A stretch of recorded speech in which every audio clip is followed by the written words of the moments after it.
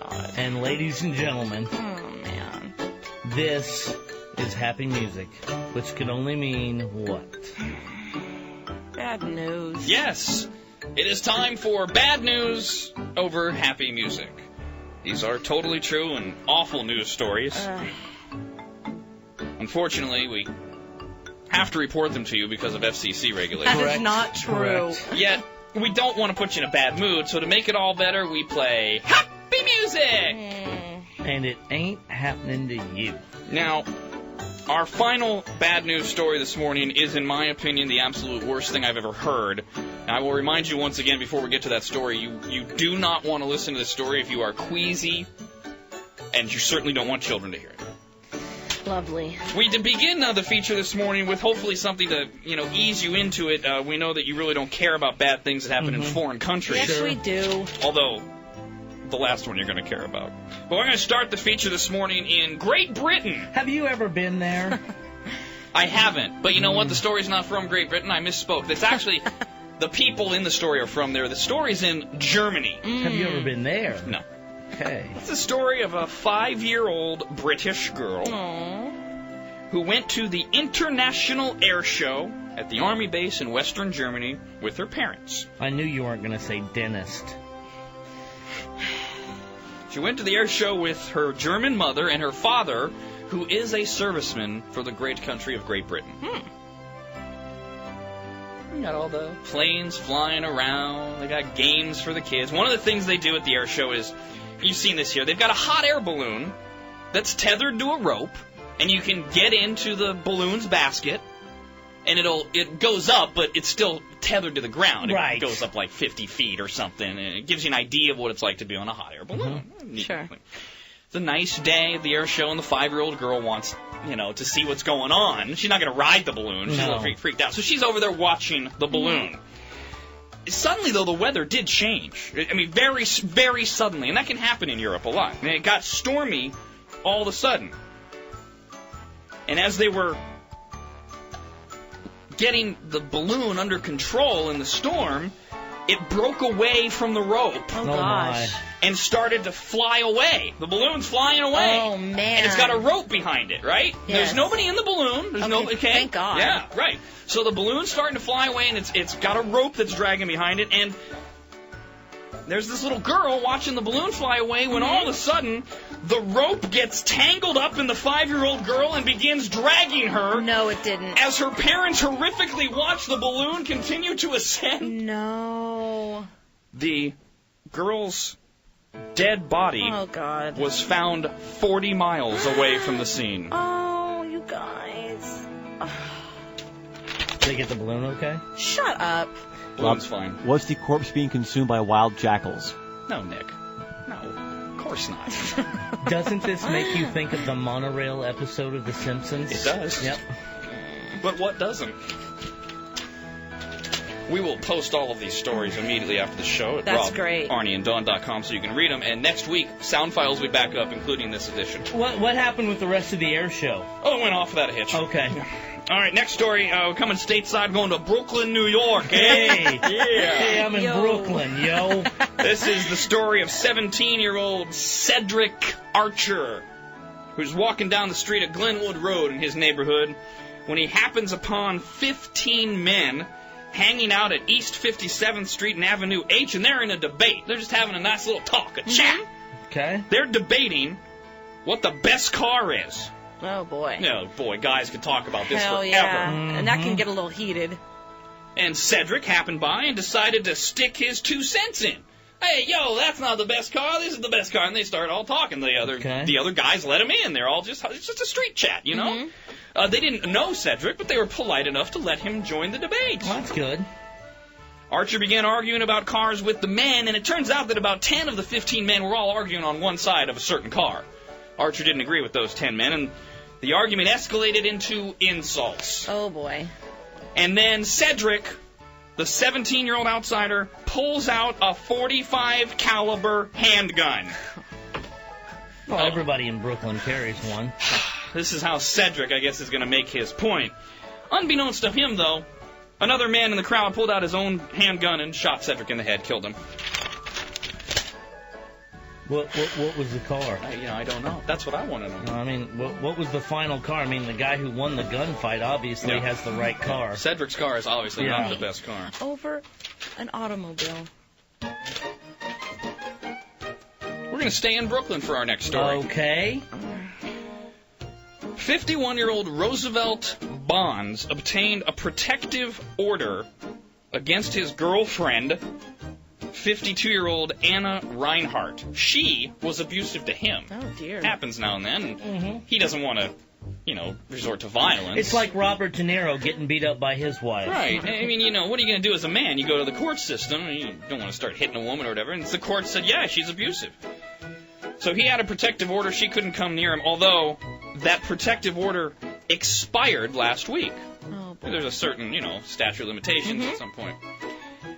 Well, apparently Anna has been waiting for that day because she followed her ex-boyfriend to a nightclub last Saturday night. And as you can imagine, they got into an argument. The argument escalated and headed outside. Oh, my. And outside the nightclub early Sunday morning now, the two of them were arguing about the relationship when she took off her size 12 shoe. Oh, good Lord, that's a big bitch. And began to beat the man uncontrollably, killing him. With her shoe? The man died of chest compression and multiple wounds to the head, neck, and torso at the hands of the woman's size 12 shoe. Dang. She was arrested for manslaughter. You think he was in a nightclub trying to pick up women with the line, Bonds, Roosevelt Bonds. Next story comes from New York City. 41-year-old Frankie Chu was one of these guys who survived September 11th by a miracle. Good for him. That's awesome. He was supposed to be at a meeting on the 20th floor of one of the World Trade Center towers when the planes hit. Jeez. But on 9/11, his wife made him late for the train, so he never made it to the meeting, and he wasn't in the tower when the planes hit. Miraculous. So, 2 years later, what is the World Trade Center survivor Frankie Chu doing? What? Well, Frankie and his wife Karen consider themselves so lucky to make it out of the 9/11 attacks alive that they moved to Hong Kong to start teaching and give something back to the world. Oh, that's neat. And last month, on a flight to mainland China, Frankie caught the SARS disease and has now died. No way. See, the Grim Reaper was waiting for him. He was pissed. Yeah. The Grim Reaper had that sickle going, oh, you are not getting away from me, Chew. He had the list. Okay, these are the people that we gotta get. Jeez. Oh, that Frankie Chu. He gave him SARS. And now, ladies and gentlemen, It's time. if you are just joining us for the tail end of our Bad News Over Happy Music segment, this is a gruesome, awful news story. And if you are queasy, you do not want to hear this. And if you have kids, you do not want them to hear it. But we will post the story online after the show. And Sure. the sound file will be available on the website next week. Man, we can't control everything. Come on. And even though the story's from a foreign country, it's bad. So we do care this time? Oh, I think you're going to care. It's from Africa. Have you ever been there? No. Takes place in the remote northwest village of Matapalesa, Africa. Now, in Matapalesa, just to give you an idea of what goes on there, it's a village. It's an African village. This isn't like a real city or anything. And Like huts and stuff? yeah. Okay. Yeah. Mud huts, adobe, This is what you'd see in National Geographic. Yeah, absolutely. Okay, where they actually hunt for the food and Stuff like that, The you women betcha. are wearing, like, they have the no shirts and those little short guessing. skirts, Yeah. like tribes wear. And the area is teeming with wildlife, including the Chakma baboon. And the Chakma baboon, when it's hungry, it becomes really aggressive, and it'll even break into the village and eat small goats. it'll attack the smaller goats, and it will eat the brains of the goats. Oh, Yeah, good just to God. give you an idea. Of And, what Rob, just an aside, baboons are actually pound for pound 7 times stronger than an adult male. So. Absolutely. So there's no problem taking on the goats, you know. And Jeez. they have these huge canine teeth, and what they do, and this is not the graphic part of the story, but what they do is they bite into the skull of the goat, rip the brain out, and eat it. It's just like a sea otter that rips open a crab and sucks the meat. They're just bred for that naturally. Okay? So now you kind of have an idea of what we're talking about here. Oh, boy. In the village lives Letty Toucaine. She's 34 years old. She's a mother to her only son, her only child, in fact, Neo. She's had other children, but they all died of natural causes before they reached the age of 1. You know, infancy deaths, huge in Africa, disease, famine, things like that. So she's had 3 other children, they all died. But Neo is her only child, and he is alive, and he's 3 years old. And Neo was sleeping in a bed in one of the rooms. She has different rooms in her hut or her adobe house there. Okay. She was busy washing dishes in another room. Suddenly she hears Neo scream. She rushes outside where the screams are coming from, and she sees one of these aforementioned Chakma baboons carrying Neo under one of its... Oh, my. She tries to scare it off, but the baboon gets aggressive, and while he's holding Neo, wants to attack her. Oh, God. Okay. Neighbors show up. And they say, oh, my God, the baboon's taking the baby. They start throwing stones at it. They release the hounds. They set dogs on it. Wow. And at this moment, as the mother watches, the baboon sinks its powerful canines into the skull of the son. Oh, God. And removes his brain. No. Says the mother. Oh, God, this isn't real. Says the mother, quote, he was God. still breathing, and his skull was opened. What? And he was bleeding profusely. Oh, you think? God. End quote. Oh, Petrus Malgus, a neighbor who tried to help rescue little Neo, told the city press of Africa that when he and other neighbors threw stones at the baboon, it then climbed up the telephone pole and nonchalantly devoured the child's brain. no.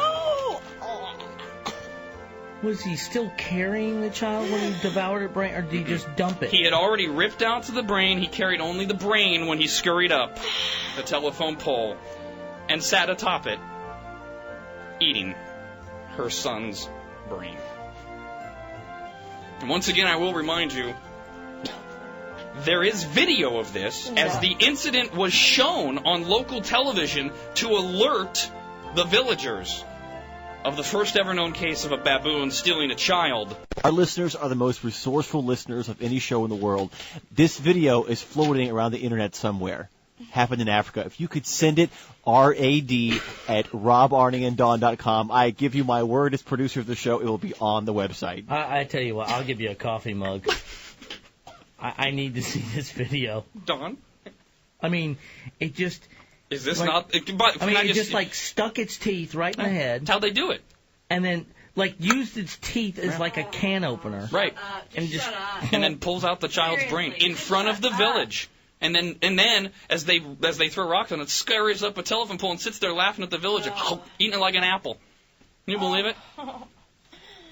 He was still breathing. Yes, that was the quote. He was still breathing, and his skull was open, and he was bleeding profusely. Here's my big question. I mean, because we've heard this about dogs. When they get the taste of human blood, you have to kill them, because once they have that taste, nothing else will do. Did they find this? No. That's why they put it on TV. This thing is still on the loose. Oh, yeah, absolutely. I mean, he could be in the neighborhood near us pretty soon. Rob, on a plane. This goes to the graphic nature of this whole thing. You know when you're eating a hot dog and you got some bun left over and you kind of nonchalantly just toss it away? Now, he's up on the top of this tree. Yeah. He's got the corpse of the kid and he's eating the brain. Is he just kind of like casually, just like drop the corpse down, or what does he do? The with this corpse thing? stayed on the ground before he went up the pole. Oh, God. Laying there breathing and bleeding everywhere. Right in front of his mother. God. Yeah. Was that not the worst thing you've ever heard in your life? This is a woman that shouldn't have kids. I think she's cursed. I mean, amen. And Dawn, I mean, you're sitting there and you're gagging and for everybody, just remember, it's not bad news. Oh, unless really? it happens to need you. to shut up. It's the Rob, Arnie, and Dawn Show. Rob, Arnie, and Dawn Show. Rob, Arnie, and Dawn Show. Rob, Arnie, and Dawn.